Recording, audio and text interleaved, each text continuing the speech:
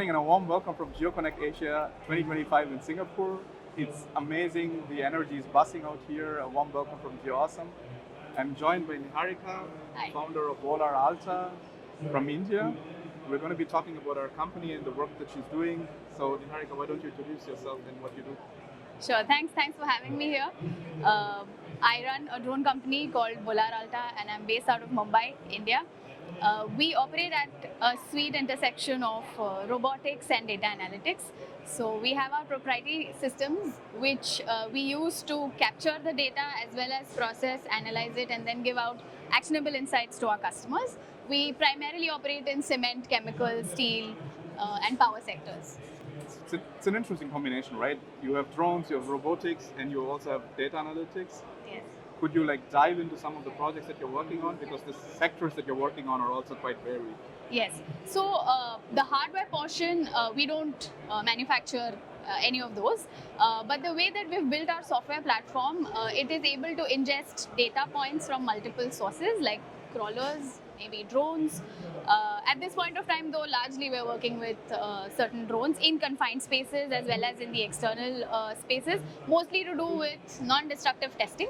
So we help companies like Adani Cement, for example, to digitize the way their confined spaces inspections are done.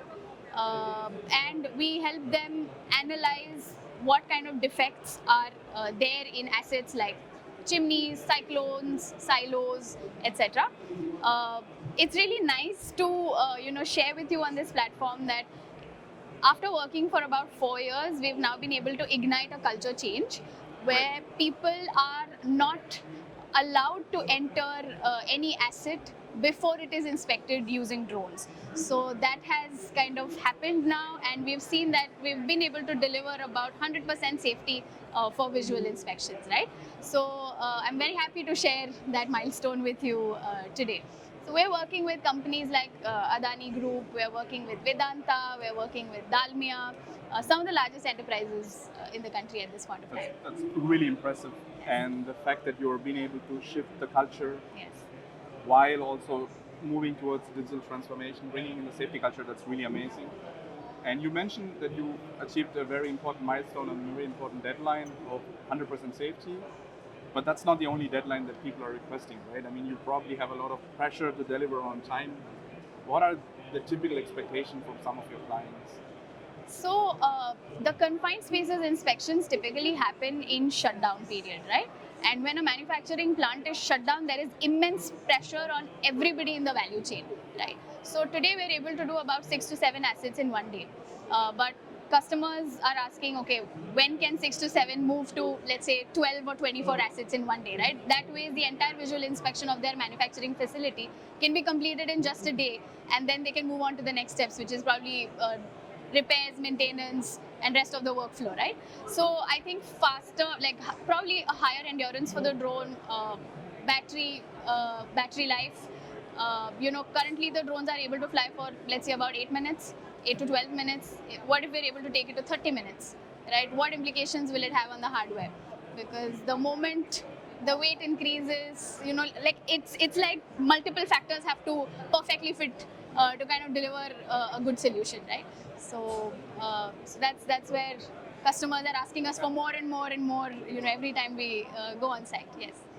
Yeah, it's interesting that you also kind of touched upon the drone battery topic. It's not something that everybody thinks about in a day-to-day way. But another aspect is regulations. Yeah. It's also something that a lot of us tend to usually ignore outside of the sector. Yeah. You're mainly operating in India.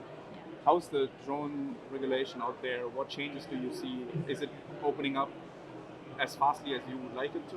I would say that the regulations in India are definitely progressing at a good rate. I would say we started it in 2021, then we had some amendments again in 2023. India has been divided into 3 zones, right? You have the green zone, yellow zone, and the red zone.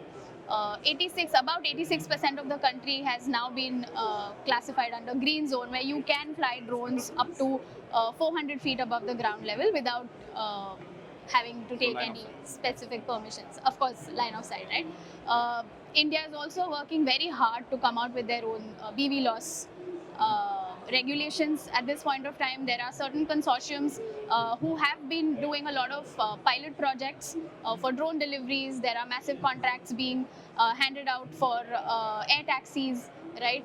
The UTM landscape is shaping up pretty well. So definitely we are in a good space where a lot of boost is being given by the government to Indian startups to not just manufacture in India, but also from the regulatory standpoint, where they're making it slightly easier for drone adoption to take place in sectors like agri, in land mapping, in industrial inspection, security surveillance. I think in India we are able to find applications across the spectrum. So definitely we're moving in the right direction on the regulatory standpoint. That's really Yes. great to hear. I have a feeling that we could be potentially talking for hours about this topic, so let's kind of narrow it down to Yeah. one last question. Yeah, If you had a wish list, if there was one feature or one product that you could wish, yeah. what would that be? So currently all our inspections are being done manually.